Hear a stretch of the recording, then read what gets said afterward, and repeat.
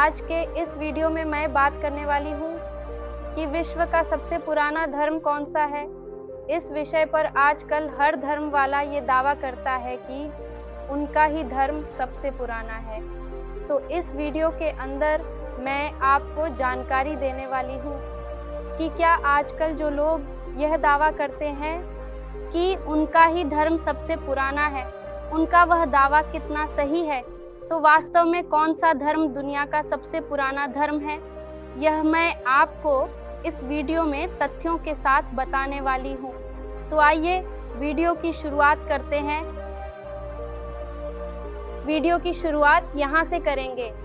समनीय, यहाँ पर मैं आपको जिस किताब को खोलकर दिखा रही हूँ उसका नाम है अरब और भारत के संबंध। अगर आप इस किताब को पढ़ना चाहते हैं तो आप इसे ऑनलाइन मंगाकर पढ़ सकते हैं। तो इस बुक में समनीय नाम से एक अध्याय है, वहाँ से मैं इसकी शुरुआत कर रही हूँ। अभी ऊपर समनीय धर्म का वर्णन आया है, वहाँ कहा गया था कि अरब लोग बौद्धों को समनीय कहते थे। अरब के लोग बौद्धों को समनीय कहते थे। मैं आपको बता दूं कि बौद्धों के बहुत सारे नाम हैं। बेबीलोनिया के इतिहास में इनका नाम कुछ अलग है, असीरिया के इतिहास में इनका नाम अलग है, मिस्र में इनका नाम कुछ अलग है, रोमन साम्राज्य में इनका नाम कुछ अलग है, चीनियों के इतिहास में इनका नाम कुछ अलग है, भारत में इनका जो इतिहास मिलता है वहाँ इनके नाम अलग मिलते हैं। अफगानिस्तान और ईरान का जब आप इनका इतिहास पढ़ो तो वहाँ इनको अलग नाम पुकारा जाता है। हम सब लोग 2-4 नाम ही इनके जानते हैं, इससे ज़्यादा नहीं जानते हैं, जबकि इनके बहुत सारे नाम हैं।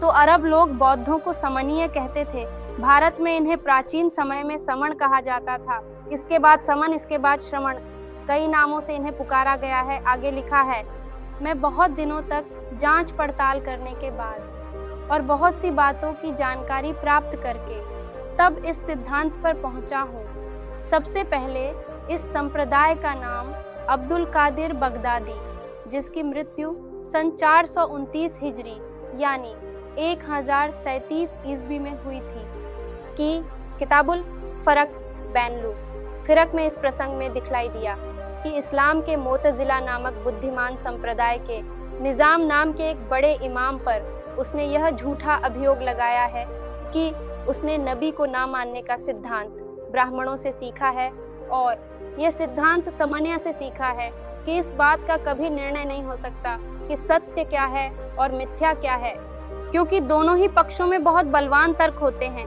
फिर मुर्तजा जैदी की किताबुल मोतजिला नामक पुस्तक में पढ़ा, भारत के समन्वय ने हारू रशीद के पास इस्लाम पर यह आपत्ति कहला भेजी। इस वाक्य से मेरा ध्यान इस बात पर गया कि इस संप्रदाय का संबंध भारत से है। इसके बाद सिंध के संबंध की बातों की जांच करते समय समन्वय शब्द अनेक बार मिला।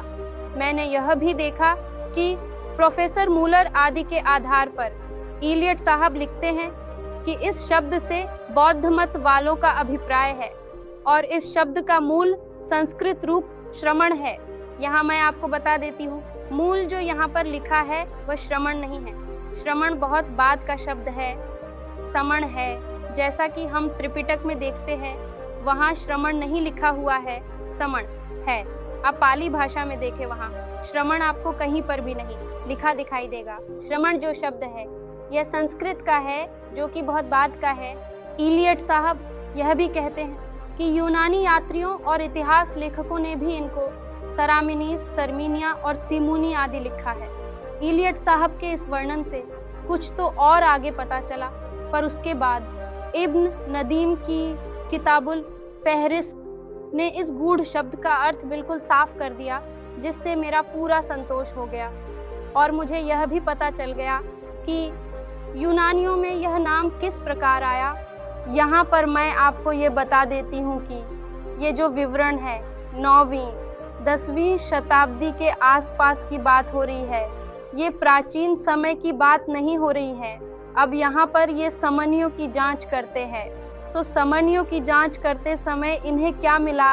हमजा अस्कहानी ने अपनी पुस्तक तारीख मुल्कुल अर्ज यानी कि पृथ्वी के राजाओं का इतिहास सन 350 हिजरी में या उसके लगभग लिखी थी।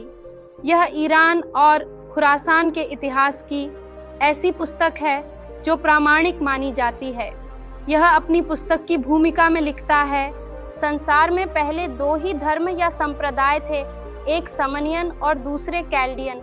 समनियन लोग पूरब के देशों में थे, उनमें से कुछ बचे हुए लोग अब भी भारत में कहीं कहीं और चीन में हैं। खुरासान वाले इनको बहुवचन रूप में शमनान और एक वचन रूप में शमन कहते हैं। यहाँ पर कैल्डियन का क्या मतलब है, मैं आप लोगों को समझा देती हूँ। जो कैल्डिया वाले थे उनको कैल्डियन कहा गया, यानी बेबीलोनिया के दक्षिण में रहने वाले लोग थे। जब आप बेबीलोन के इतिहास को गहराई से पढ़ोगे तो आपको पता चलेगा कि जो कैल्डियन लोग थे वो बेबीलोन के दक्षिण में रहते थे। तो जो दुनिया के सबसे पुराने धर्म थे वो 2 ही थे, एक समनों का था, दूसरा कैलेडियन का था। अब कैलेडियन और समन में क्या संबंध है ये मैं आपको अभी बता देती हूँ।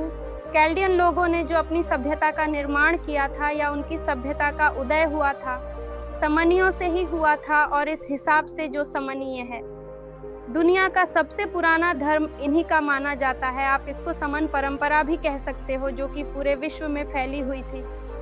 लेकिन इन समन परंपरा वालों के हर जगह पर नाम अलग अलग मिलते हैं, इसलिए लोग समझ नहीं पाते हैं कि यह कौन थे। इनके हर जगह पर अलग अलग रीति रिवाज भी मिलते हैं। इस बात से ये भी पता चलता है कि बौद्ध साहित्य में जो तथागत बुद्ध से पहले 27 बुद्ध हुए थे उनका भी इतिहास सही है, झूठा नहीं है। उनमें से काफ़ी जो बुद्ध है उनके ऐतिहासिक प्रमाण भी मौजूद है, पर इस बात को भारतीय इतिहासकार नज़रअंदाज कर देते हैं, क्योंकि उन्हें पता है कि अगर बौद्धों का पुराना इतिहास आ गया तो उनका जो वजूद है वो खत्म हो जाएगा। आपको पता है कि हड़प्पा जो सभ्यता है उसकी लिपि आज तक क्यों नहीं पढ़ी जा सकी। दुनिया की सभी सभ्यताओं की लिपियों को पढ़ा जा चुका है, लेकिन हमारे यहाँ की जो सभ्यता है हड़प्पा, उसको नहीं पढ़ा गया। उसकी लिपियों पे लोगों ने, इतिहासकारों ने, विद्वानों ने ध्यान ही नहीं दिया। अंग्रेज जितना हमको दे के गए हैं हम उतने पे ही आज लटके हुए हैं। अंग्रेजों के बाद जब सत्ता भारतीयों के हाथ में आई, इसके बाद इतिहास के नाम पर सिर्फ लोगों को मूर्ख बनाया गया है। किसी भी राजा के कोई नए अभिलेखों की खोज ज्यादा नहीं की गई, बहुत ना मात्र की गई। इसलिए भारत का जो सही इतिहास है वो लोगों के सामने अभी तक आया ही नहीं है। खैर, आगे बात करते हैं। यहाँ पर खुरासान नाम आया है, तो यह किस प्रदेश को प्राचीन समय में कहा जाता था? आज का जो अफगानिस्तान है, तुर्कमेनिस्तान है, उज्बेकिस्तान है, तजिकिस्तान है और पूर्वी जो ईरान है, इनके बहुत बड़े हिस्से को कहा जाता था। और उस पूरे खुरासान में प्राचीन समय में इन्हीं बौद्धों का कब्जा था। आगे लिखा है, इससे यह पता चल गया कि अरबों ने बौद्धों का यह नाम खुरासानियों से सुना और वहीं उनमें चल गया। इस कहानी के इस वर्णन के साथ इब्न नदीम का नीचे लिखा वर्णन मिलाना चाहिए, जिसमें बहुत सी जानने योग्य बातें भरी हैं। मैंने एक खुरासानी के हाथ का लिखा हुआ लेख पढ़ा था, जिसने खुरासान के पुराने समय की और फिर अपने समय की बहुत सी बातें लिखी थी। यह एक नियमावली के रूप में था। उसमें लिखा था कि समनीय के पैगंबर का नाम बोझ आसफ था। यहाँ पर बोझ आसफ जो लिखा हुआ है, यह गौतम बुद्ध को कहा जाता था और पुराने समय में इस्लाम से पहले ट्रांसकाकेशिया के लोग इसी धर्म के अनुयायी थे। समन ये शब्द संस्कृत के समन से निकला है। मैं आपको यहाँ बता देती हूँ, अनुवादकार ने यहाँ पर थोड़ी सी गलती की है। जब भी कोई अनुवाद करता है तो वह बहुत सारी भाषाओं का अध्ययन नहीं करता है, और मुझे लग रहा कि अनुवादकार को पाली भाषा के बारे कुछ भी पता नहीं है, ना प्राकृत भाषा के बारे में कुछ भी पता है। तो इसीलिए यहाँ पर समन जो शब्द है उसको संस्कृत का शब्द बना दिया है, जबकि संस्कृत में समन लिखा ही नहीं है, वहाँ पर श्रमण लिखा हुआ है। समण जो शब्द मिलता है या महासमण जो मिलता है वो पाली प्राकृत में मिलता है, और उसी से समनीय शब्द का उदय हुआ है या उत्पत्ति हुई है। श्रमण बहुत बाद का शब्द है। ये लोग संसार में रहने वाले सभी लोगों और धर्मों के मानने वालों से अधिक उदार होते हैं। इसका कारण यह है कि इनके पैगंबर मत के प्रवर्तक बोझ आसफ ने इनका यह बतलाया है कि सबसे बड़ा पाप जो नहीं करना चाहिए और जिसका मनुष्य को कभी विश्वास न रखना चाहिए, यह है कि काई अपने मुंह से नहीं न कहे। ये लोग इसी उपदेश पर चलते हैं और नहीं कहना इनकी दृष्टि में शैतान का काम है और इनका धर्म शैतान को दूर करना है। यह अक्षरश बौद्ध मत का चित्र है। ऊपर कहा जा चुका है कि बोझ आसफ शब्द बोधिसत्व से निकला है। लोग यह भी जानते हैं कि इस्लाम से पहले मध्य एशिया का धर्म बौद्ध था। इस वर्णन को पढ़ने के बाद इस बात में कोई संदेह नहीं रह जाता कि समनीय और बौद्ध दोनों एक हैं। ऊपर जो मैं पढ़ी हूँ, अब मैं यहाँ आप लोगों को समझा देती हूँ। ये कहना चाहते हैं कि नहीं, शब्द समनों को बहुत ध्यान रखना चाहिए। अगर आपसे कोई चीज़ आपसे कुछ मांगता है या कहता है तो नहीं शब्द का प्रयोग नहीं करना चाहिए। जैसे कोई आपसे कहे कि मेरी मदद कर दो तो ना नहीं कहना है, क्योंकि जो नहीं शब्द है वो अच्छा नहीं है और उसी उपदेश पर ये लोग चलते हैं। और नहीं कहना शैतान का काम है और इनका धर्म शैतान को दूर करना है, ऐसा लिखा है। यहाँ पर एक बात और मैं आप लोगों को बता देती हूँ जो कि बहुत महत्वपूर्ण है। ये 9वीं-10वीं सदी की बात चल रही है, तो इस्लाम वालों को जो जो उस समय सुनने को मिला उन्होंने वो इसमें लिखा हुआ है। इन्होंने बौद्ध धर्म का अध्ययन नहीं किया था, इसलिए काफ़ी जो शब्द है वो बिल्कुल अलग तरीके से लिखे हुए हैं। इसीलिए यहाँ पे बोझ आसफ शब्द बोधिसत्व से निकला है, ये लिखा है। अब यहाँ समणियों के सिद्धांत की बात आई है कि इनके सिद्धांत क्या थे। अब्दुल कादिर बगदादी सन 429 हिजरी यानी 1037 ईस्वी ने प्रसंगवश समणीय के एक सिद्धांत का वर्णन किया है, जिसको अरबी परिभाषा में तकाफो अदिल्ला कहते हैं और जो एक प्रकार से ला अदरिया अग्नास्टिक संप्रदाय के सिद्धांत से मिलता जुलता है। इस सिद्धांत का मतलब यह है कि संसार में सत्य और मिथ्या दोनों इस प्रकार मिले जुले हैं कि हर एक वस्तु के अस्थि और नास्ति, हाँ और नहीं दोनों अंग हो सकते हैं और दोनों में से न तो किसी को गलत कह सकते हैं और न ठीक कह सकते हैं। इसमें संदेह नहीं कि यह सिद्धांत बुद्ध के कुछ उपदेशों में है, पर सबसे बढ़कर स्पष्ट रूप में यह जैनियों के यहाँ मिलता है। अब जैनों और बौद्धों की कुछ बातें समान हैं, इसीलिए कुछ लोग ऐसा समझते हैं और कुछ बच्चे लोग भी ऐसा कहते हैं कि बौद्ध धर्म का जो उदय है वो जैन धर्म से हुआ है। जो बच्चे ऐसा कहते हैं उन्हें ना तो बौद्ध धर्म के बारे में पता है और ना ही जैन धर्म के बारे में पता है। ऐसा इसीलिए है कि दोनों धर्म की उत्पत्ति है वो समन परंपरा से हुई है, इसलिए दोनों के जो सिद्धांत है वो मिलते जुलते हैं। बौद्ध धर्म का दूसरा सिद्धांत जिस पर उस मत का आधार है यह है कि संसार या जीवन के दुखों, दोषों या विपत्तियों से छुटकारा मिले।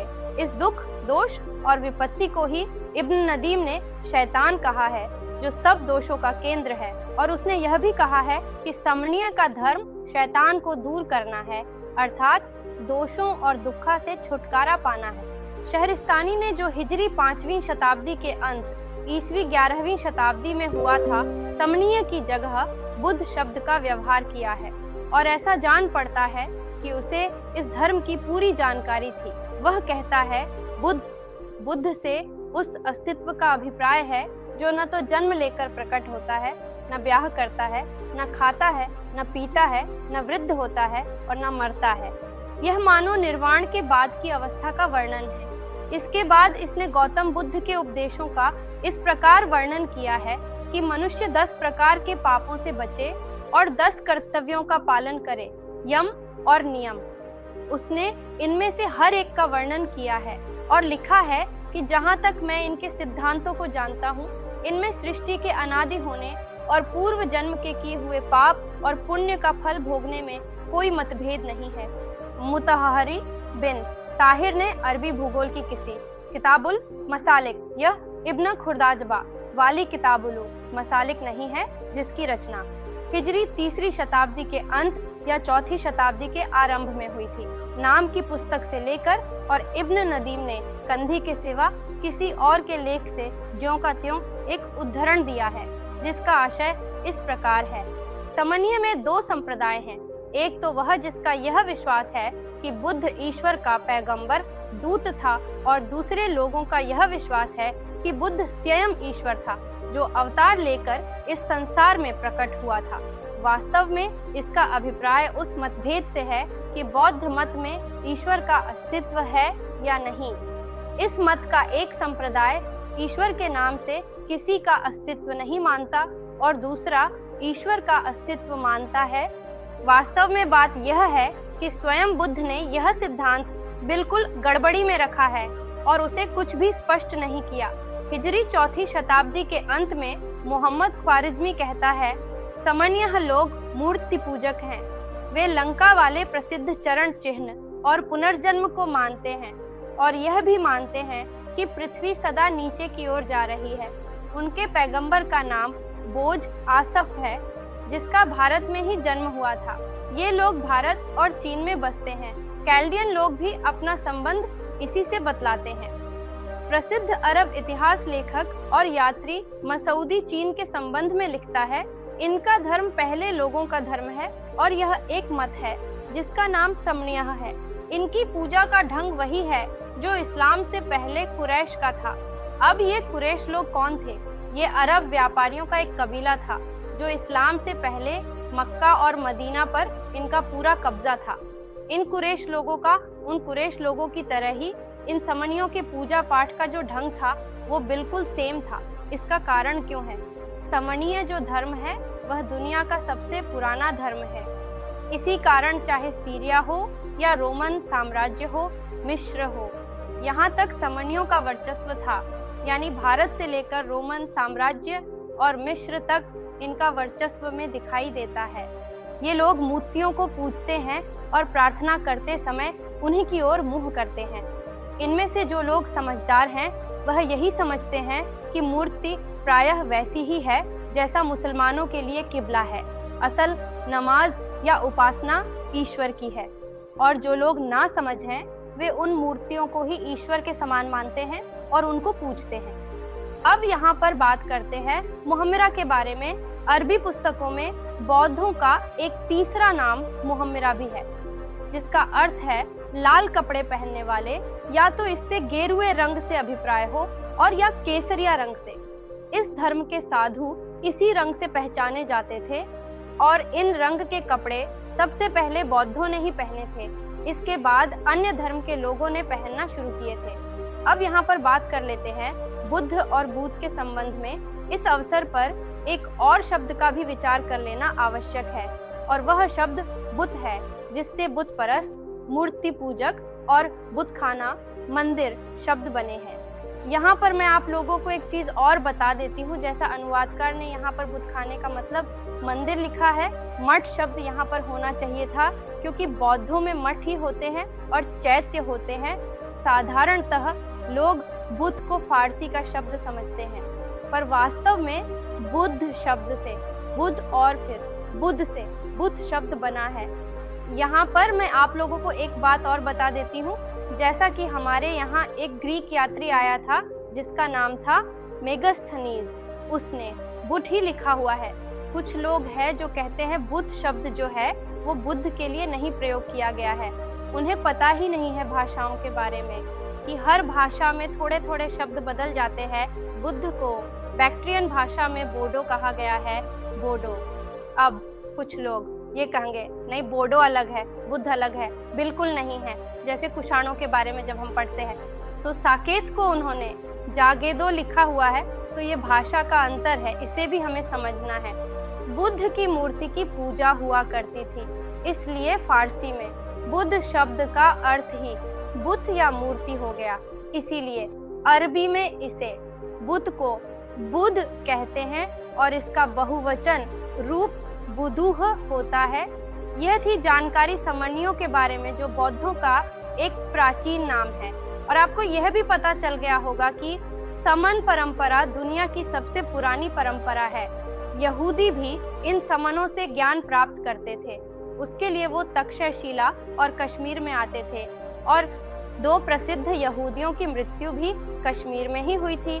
फिलहाल यहाँ से आप यह बात समझ गए हो अच्छे से कि दुनिया का सबसे पुराना अगर कोई धर्म है तो वह समनों का धर्म है।